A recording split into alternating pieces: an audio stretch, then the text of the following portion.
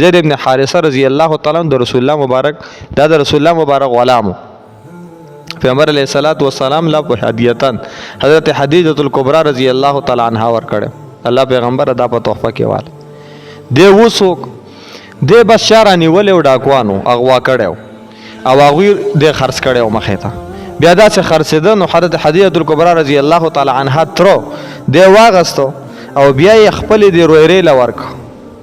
نو بیا حضرت خدیجه الکبرى رضی الله تعالی عنها دی رسول الله مبارک ته هدیتن ورک الله پیغمبر دا غلام استا شو دی به استا خدمت کوي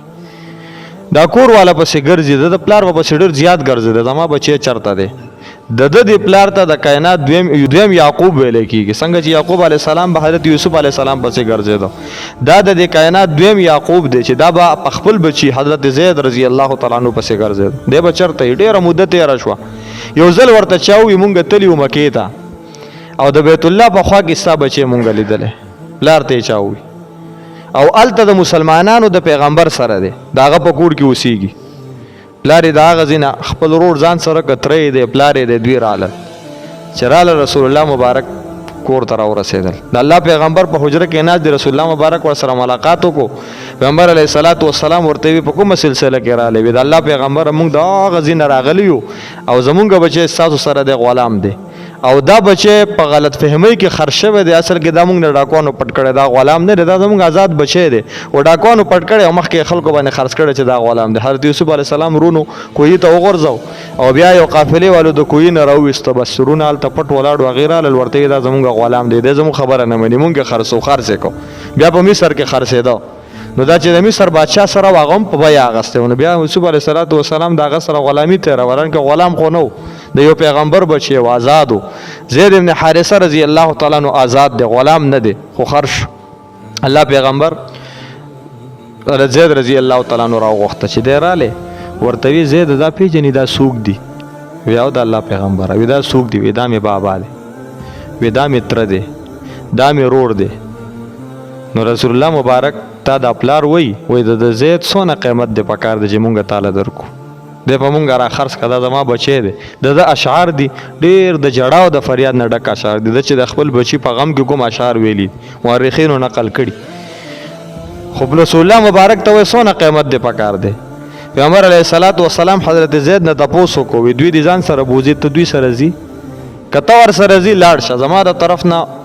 یو روپۍ ته نه علم فی سبیل الله زلاړ شه ور سره دا دی بابا دی دا دی پلار دی ما ورته وقف کړی ځه نن نه پس تا غلامی ختمه د رسول الله مبارک ته د الله پیغمبر نظم ډیره درنه خبره ده الله پیغمبر نظم پیغمبر صلی الله علیه وسلم ورته ولی د الله پیغمبر نشم تله هغه پلار ورته وی ته په دې کور کې غلامی په هغه کور کې به ته ازادي دلته د پلار نشته د په هغه کور کې به د پلاری دلته د مور نشته د په هغه کور کې به د موري دلته د رونه نشته د په هغه کور کې به د رونی